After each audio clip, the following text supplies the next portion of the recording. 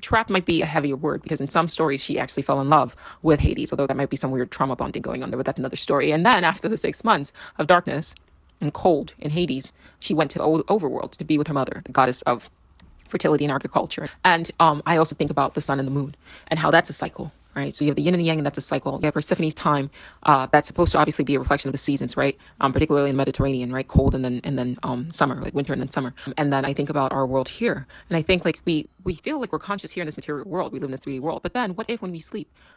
Think about this. Let's say you are light, you are sun, right? The sun doesn't disappear when it sets; it just goes somewhere else. I'll say that again. The sun doesn't disappear when it sets; it just goes somewhere else. It's always there.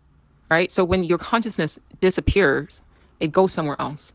And so when you go to sleep, your consciousness is actually ascending to the fourth dimension. And in the fourth dimension, it is the yang. It is light, it is white, with a bit of darkness, right? And then when you wake up, you descend, your consciousness descends. So as the sun rises, your consciousness descends. Or another way you can look at it as your moon rises, your consciousness rises to the fourth dimension. And I think that in order for the utopia, like think about a dual world, a shadow and light world, a formative and a shadow world. And this three-dimensional plane is actually the shadow world. But there is a formative version, a true reality above this one. And you are not a shadow person. You just have to, like Persephone, exist in the shadow world for half the time. And then the other half, you are in the fourth dimension. You say in order for a utopia to exist, there has to be a dystopia.